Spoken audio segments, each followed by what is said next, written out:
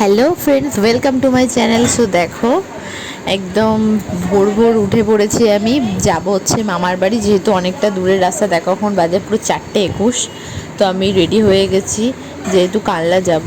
তো এতটা রাস্তার এত রোদ দিলে একদম ভালো লাগে না, যেতেও তো টাইম লাগবে প্রায় 4 ঘন্টা মতো। সেই জন্য দেখো রাস্তা দিয়ে যাচ্ছি, বাট কেউ ছিল না, পুরো অন্ধকার। ভয় লাগছিল, বলবো না যে লাগছিল না, একটু একটু লাগছিল, একা একা যাচ্ছিলাম তো। দেখো 4:45 বাজে, আমি স্টেশনে এসে গেছি। দেন হচ্ছে টিকিট কেটে এখন বসেছিলাম। তো 5:15 ট্রেন যেহেতু, তো আলো বেরিয়ে গেছে। তারপর দেখো ট্রেনও এসে গেছে, যেহেতু কত রাত ছিল সেটাই দেখলাম, যে রাত থেকে সকাল হতে দেখলাম আমি। তো দেখো আমি এখন দিদির সাথে যাব বলে দিদির বাড়ি এসেছি ব্যান্ডেলে। তো এসে ওখানে একটু খাওয়া দাওয়া করছি। খাওয়া দাওয়া, ওদের যেহেতু রান্না পুজো ছিল, আগের দিন আসতে পারিনি, সেই জন্য পরের দিন এসে তারপর হচ্ছে রেডি টেডি হয়ে সবাই মিলে বেরিয়ে পড়েছি মামার বাড়ির উদ্দেশ্যে। মানে মামার বাড়ি যাওয়ার পথেই ফার্স্টে আমি এসে এক জায়গায় ঢুকেছি, মানে ব্রেক নিচ্ছিলাম একটু, যাই হোক।